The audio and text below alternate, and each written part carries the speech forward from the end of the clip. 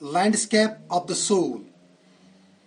A wonderful old tale is told about the painter Wudaozi who lived in the 8th century.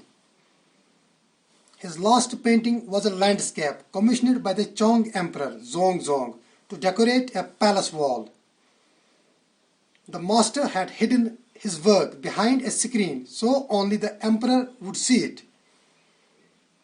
For a long while, the emperor admired the wonderful scene, discovering forests, high mountains, waterfalls, clouds floating in an immense sky, men on hilly paths, birds in flight.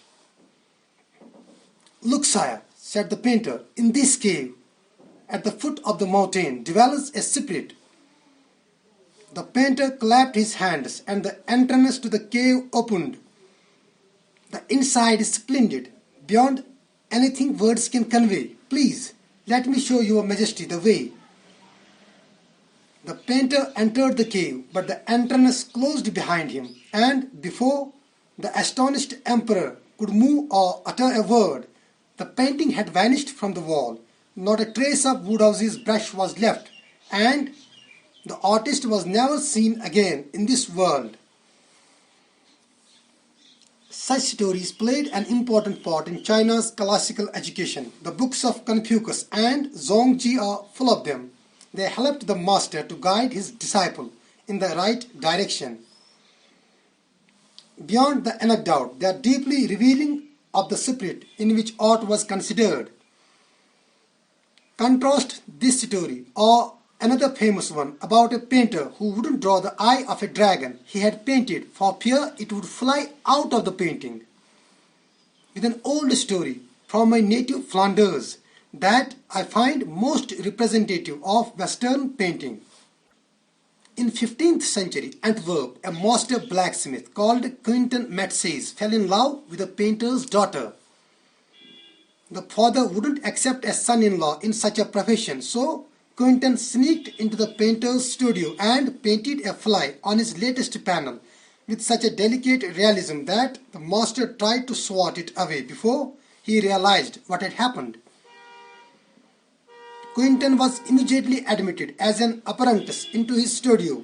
He married his beloved and went on to become one of the most famous painters of his age.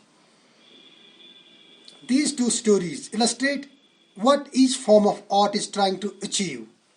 A perfect illusionistic likeness in Europe, the essence of inner life and spirit in Asia.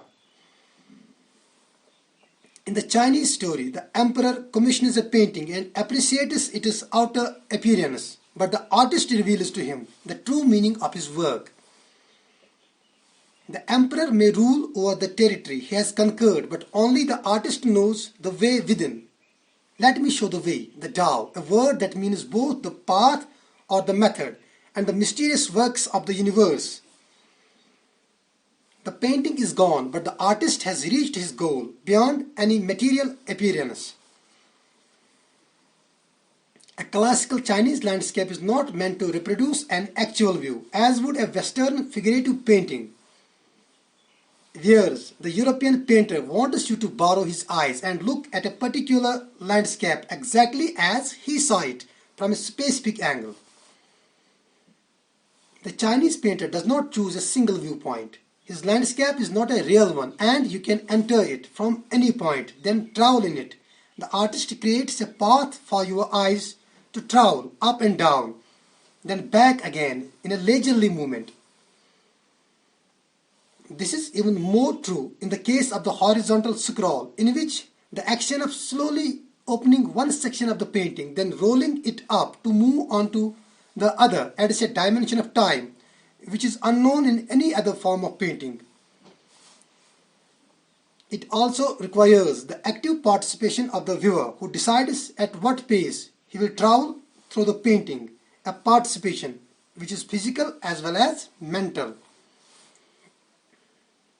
The Chinese painter does not want you to borrow his eyes. He wants you to enter his mind. The landscape is an inner one, a spiritual and conceptual space. This concept is expressed as shanshui, literally mountain water, which used together represent the word landscape. more than two elements of an image. These represent two complementary poles reflecting the Taoist view of the universe.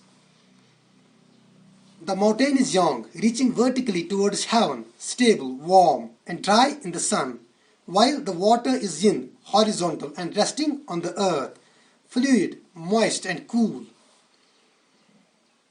The interaction of yin, the receptive feminine aspect of universal energy, and its counterpart yang, active and masculine, is of course a fundamental notion of Taoism. What is often overlooked is an essential third element, the middle void, where the interaction takes place. This can be compared with the yogic practice of pranayama. Breathe in, retain, breathe out. The suspension of breath is the void where meditation occurs. The middle void is essential. Nothing can happen without it. Hence the importance of the white, unpainted space in Chinese landscape. This is also where man finds a fundamental role. In that space between heaven and earth, he becomes the conduit of communication between both poles of the universe. His presence is essential, even if it is only suggested, far from being lost or oppressed by the lofty peaks. He is, in Francois Chong's wonderful expression, the eye of the landscape. Getting inside, outsider art. When French painter Jean Dubuffet mooted the concept of art brut in the 1940s, the art of the untrained visionary was of minority interest.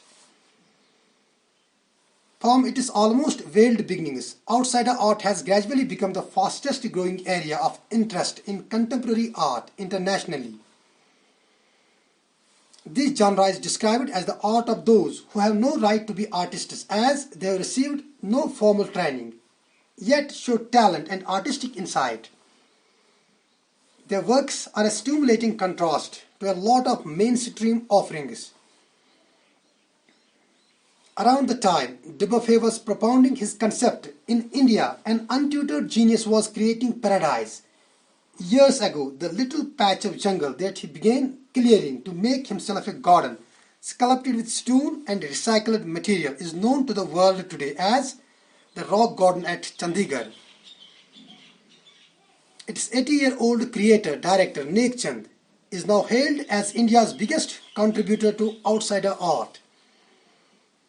The 50th issue, Spring 2005, of Raw Vision, a UK-based magazine pioneer in outsider art publications, features Nek Chand and his rock garden sculpture, Women by the Waterfall, on its anniversary issue's cover. The notion of art brut or raw art was of works that were in their raw state as regards cultural and artistic influences.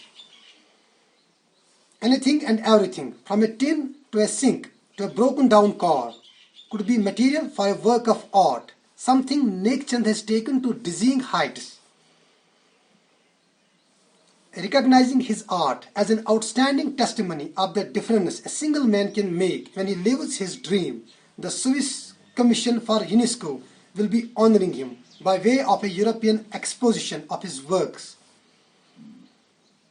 The 5-month interactive show, Realm of Nek Chand, beginning October, will be held at leading museums in Switzerland, Belgium, France, and Italy.